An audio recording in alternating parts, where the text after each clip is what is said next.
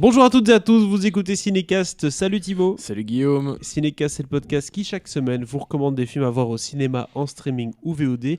Aujourd'hui, on vous parle d'un gros morceau puisqu'il s'agit d'un film Marvel et comme toujours, vous êtes nombreux à attendre les critiques des films Marvel. Oui. De moins en moins, j'ai l'impression. Il y a eu quelques petits problèmes. Y a-t-il une petite lassitude Marvel? Y a-t-il une Marvel fatigue? En tout cas, en ce qui me concerne totalement, autant le dire tout de suite. Mais je pense que t'es pas le seul. Hein. Je suis pas le seul, surtout que Ant-Man, c'est pas non plus le number one sur la liste. Quoique, il y avait des bonnes surprises dans Ant-Man. Ça reste un des personnages un peu les plus sympathiques. Hein. Paul Rudd oblige, Paul bien Rudd. sûr, un petit peu de Michael Douglas, un peu de Evangeline Lilly aussi, donc c'est sympathique, c'est un casting un peu plus varié, avec forcément ce Paul Rudd qui est plutôt habitué au rôle comique dans un premier rôle ici chez Marvel. Alors, de quoi parle ce film? Je vais essayer de le résumer, mais n'ayant pas tout vu, c'est un peu confus, on va démarrer comme ça, tu vas peut-être pouvoir nous donner quelques précisions, mais en gros, nous sommes dans un monde où tout va pour le mieux. Hein. Scott a écrit un livre à succès, tandis que Hope défend avec le plus grand dévouement des causes humanitaires.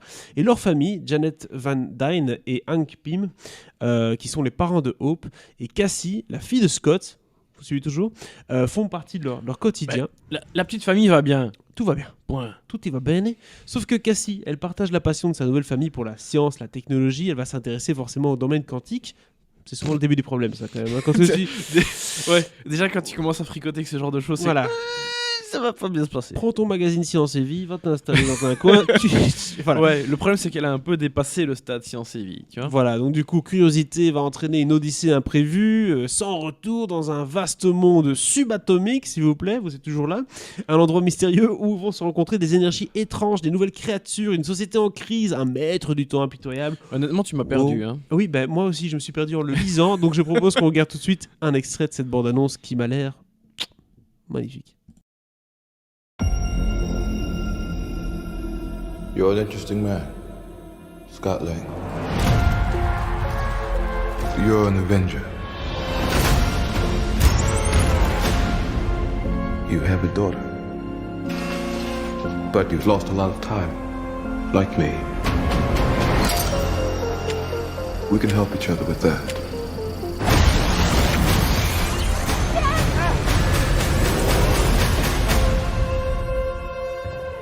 Who are you? I'm the man who can give you the one thing you want. What's that? Time. On va s'arrêter là. On a vu le logo, on a vu le début de la bande-annonce. Et je disais que c'était magnifique parce que, voilà, vous avez peut-être entendu en ligne ou quoi que ce soit, il y a beaucoup de critiques par rapport à l'aspect visuel du film, aux effets spéciaux. Alors, on sait que Marvel, c'est toujours un peu le yin et le yang. Hein, on le dit à chaque fois. On le dit à chaque fois, donc voilà. Mais là, il paraît que c'est quand même un cran au-dessus en termes de mochitude. Est-ce que tu peux... Est-ce que tu peux nous en parler un petit peu déjà de ce sujet de controverse, Thibaut?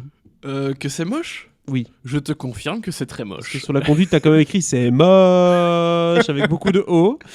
Oui. Mais le problème, c'est que j'ai fait une comparaison qui n'a peut-être pas lieu d'être, mais enfin, voilà, avec un film récent, à savoir Avatar 2.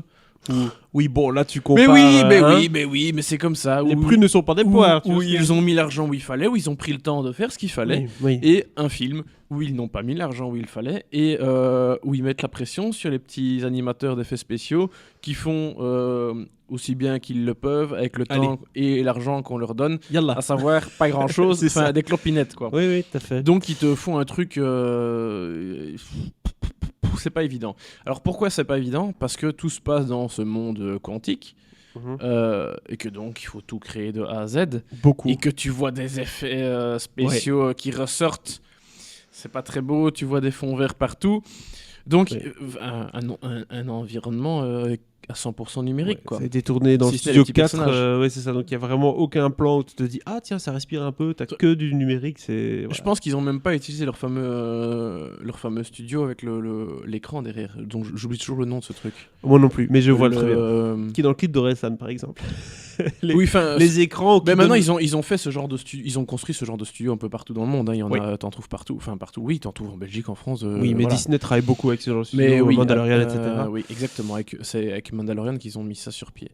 Et donc oui, on a vraiment un univers numérique, une bouillie numérique absolument infâme.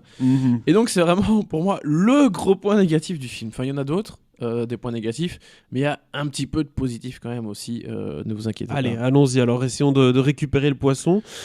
Qu'est-ce qu'on peut dire de positif sur ce film, Thibaut ? Mais qu'est-ce qu'on peut dire de positif ? D'abord, la dynamique des personnages, parce que tu parlais de Ant-Man, voilà, c'est peut-être le super-héros, celui des Avengers dont on se fiche un peu plus. Oui, mais il est likeable, quoi. Bon, il y a quand même Hawkeye, hein, qui est encore après lui, faut pas oublier. Mais dans Ant-Man, il y a quand même un chouette casting avec des chouettes persos, à savoir évidemment Scott Lang, mais aussi Hank Pym, son mentor, incarné par Michael Douglas. Il y a Janet Van Dyne qui faisait son apparition dans le deuxième film, qui est incarné par Michelle Pfeiffer. Il y a toujours Evangeline Lilly dans le rôle de sa partenaire, qui fait Hope, enfin la guêpe. Il y a Bill Murray pas loin. Donc, mais attends. Chaque chose en son temps. Oui. Ça, c'est le quatuor de base, qui, dans tous les films, fonctionne assez bien. Il y a vraiment une chouette dynamique entre les personnages. Oui. Et donc, on les aime plutôt bien, ces persos. C'est cool à regarder. C'est déjà mieux que dans certaines autres sagas où on commence à s'en battre le coquillard. Thor, par exemple. Alors, par exemple. Mais il y a des nouveaux personnages. Effectivement, tu as mentionné Bill Murray qui vient cachetonner 3 minutes pour toucher un beau chèque Harrison chez Ford, Disney. Parce que c'est chouette de jouer dans les films Marvel. Bill Murray qui, bref, n'a pas grand chose à faire et qui se demande ce qu'il fout là, et nous aussi, très honnêtement.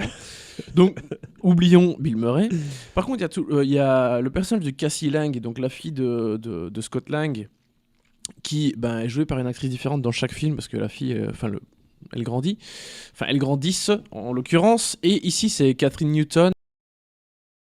Qu'on a pu voir notamment dans The Map of the Tiny Little Things Freaky, ouais. et dans Freaky récemment, donc plutôt une chouette comédienne dans Big Little Lies aussi. Bref, une comédienne assez sympathique qui a déjà fait des films pas encore oufissimes, mais où elle a laissé plutôt une bonne impression. Qui démarre bien. Et qui laisse plutôt une bonne impression ici aussi, je trouve. Et enfin, on a Jonathan Majors dans le rôle de Kang. Alors Kang, Qui est Kang ? c'est le méchant du film, le grand méchant du film, et ça va même devenir le grand méchant des prochaines phases Marvel. Donc ce film n'est pas inutile, il introduit oui, un big bad boy. Voilà, on y est parce qu'il faut quand même un peu parler de l'histoire. Kang, c'est le grand méchant, c'est le nouveau Thanos. C'est le nouveau Thanos, exactement. Oui. Sauf qu'il a l'air encore plus balèze que Thanos parce que Marvel oblige. Les timelines, les mondes parallèles, les multivers, ça, Kang, il maîtrise. Ok, mais est-ce que c'est son apparence ou est-ce qu'il a de nouveau un effet numérique comme Thanos là dans le film ou c'est un Non, personnage composé ? c'est Jonathan Majors. C'est lui mais avec une grosse armure quoi. Oui, En gros. en gros. Tout est gros chez Jonathan Majors. De toute façon. Je sais pas.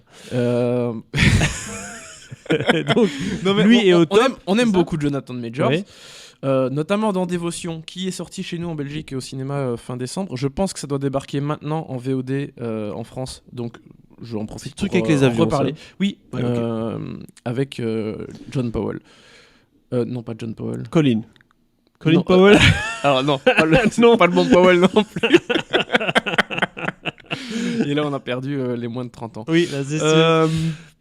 Mais c'est pas grave, on a des vannes Donc- pour tout le monde dans Cinécast. Donc voilà, on aime beaucoup Jonathan Majors qui il fait un très bon Kang, qui clairement est un mec hyper balèze de Ok. chez balèze. Donc ça ils ont réussi. L'introduction du Big Bad Boy, Ouais. ça marche. Ok. L'introduction du Bad Boy, elle fonctionne à crever. Et malheureusement, c'est tout ce qu'ils font pour y arriver qui est un peu bof dans le film, parce que c'est un peu mou du genou, c'est pas très beau visuellement, enfin c'est très très très moche, pour si vous jamais vous ne l'aviez pas encore compris. Oui, non, on a commencé par ça. Donc, c'est pas ouf, Non. mais au moins ce côté-là est réussi. Donc il y a quand même ce payoff et Là-dessus. rester pour les scènes post-génériques parce que Comme d'habitude. c'est important. Oui, mais Oui. il y a toujours une scène où on s'en fout un peu. Ici, restez bien jusqu'au bout. On va Hein dire que c'est le film nécessaire, le film utile pour introduire une nouvelle phase du MCU. C'est ça. C'est ça. Et dire au revoir peut-être à un personnage, je ne sais pas. On va peut-être pas spoiler, mais là je pense que Paul Rudd il en a déjà fait 3. Ils vont peut-être pas tirer sur la corde quoi. À voir. À voir. Mais d'un point de vue péripéties, tout ce qui se passe, donc les personnages vont être aspirés dans le monde quantique. Ouais. Ils vont être séparés au moment d'être aspirés dans ce monde. Hein. Ils atterrissent pas tous, tous les 4, tous les 5, les uns à côté des autres. Bien sûr que non. Donc, évidemment, ils vont devoir se retrouver entre eux. Ils vont devoir combattre Kang. Enfin, déjà, essayer de comprendre ce qui se passe dans ce monde. Parce que Madame Pym, Michel Morland Pfeiffer, Pym. qui a passé quand même 30 ans là-bas, avant de revenir dans le deuxième film, rappelez-vous. Elle a caché beaucoup de choses. Donc, les gens, ils savent pas trop ce qui se passe. Et donc, l'objectif, ce que le film nous raconte, c'est qui est Kang, qu'est-ce qui se passe, D'accord. c'est quoi le monde quantique, Le jeu de piste. quels sont un peu les us et coutumes de l'environnement, comment est-ce qu'on va retourner dans le monde réel, Comment est-ce qu'on dit bonjour? enfin dans leur monde, Oui. parce qu'il y a beaucoup de mondes qui existent, Oui, oui. comme d'hab chez Il y Marvel. a le monde d'Andrew Garfield et puis il y a le monde de Exactement. Tom Holland. Donc il y a beaucoup de choses. Oui. Mais l'essentiel, c'est qui est Kang, quels sont ses petits pouvoirs, quelles sont ses motivations. Petite question. On n'est pas fan du MCU, toi et moi, mais en tant que personne J'aime plutôt bien, quand lambda, même. entre guillemets, spectateur lambda du film, est-ce que tu es excité pour la suite ou pas? Est-ce que tu te dis, ah ouais, ça peut marcher? Ou est-ce que tu te dis, ouais, bon, ok, Jonathan Majors, il est là, il est bien, mais ça me réchauffe pas. Sache que je me suis même pas posé la question de savoir oui. si j'étais excité ou pas. C'est pas Alors- un petit appetizer, quoi. Alors je pense que Kang va être un super méchant, vraiment. Peut-être plus intéressant que Thanos, parce que je trouve que Thanos, ça a été un peu, bon, d'accord, c'est rigolo, tu comprends un peu ses motivations. Il y a un côté gimmick, ouais. C'est le genre de méchant qui a une part de... Sa motivation, c'est pas totalement mauvais, quoi. Oui, mais ça, tous les méchants comprends modernes, le sens. c'est en général, c'est ça. Ben, ici, j'ai l'impression qu'ils essaient d'éviter ce côté-là. D'accord. Genre, c'est vraiment un gros fils de pute. Ok, c'est bon. Hein, pour faire simple.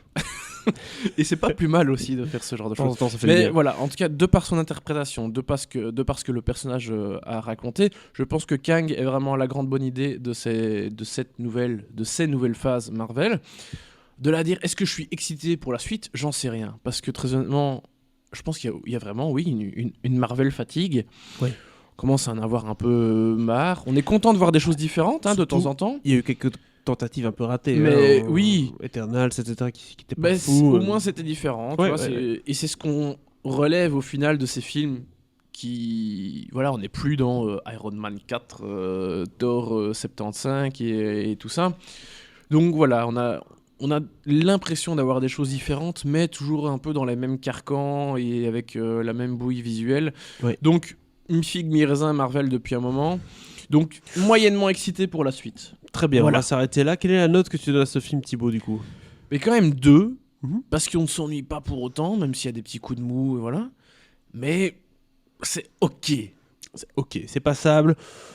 C'est pas nécessaire, mémorable, hein, mais et- c'est nécessaire. Voilà, c'est Exactement. nécessaire, mais c'est clairement pas le plus travaillé des films Marvel. Puis Vous au moins, l'aurez ils ont le mérite compris. d'avoir un des meilleurs méchants de l'univers Marvel, c'est déjà pas mal. Oui, parce qu'il y en a eu d'autres qui étaient beaucoup plus passables, on va dire ça comme ça. Bah, quand tu fais des films où c'est systématiquement des gentils contre des méchants, il y a un moment où tu fais un peu le tour de la question avec les méchants, quoi. Exactement. Voilà. 2 étoiles du coup pour Ant-Man et la guêpe Quantumania, ça c'est le nom du film. Ça sort donc le 15 février en France et en Belgique. N'hésitez pas à nous dire dans les commentaires ce que vous avez pensé du film comme ça à la sortie à chaud. Si vous êtes vu une avant-première ou quelque chose comme ça. Et abonnez-vous au podcast sur la plateforme de votre choix. À très bientôt pour de nouvelles recommandations.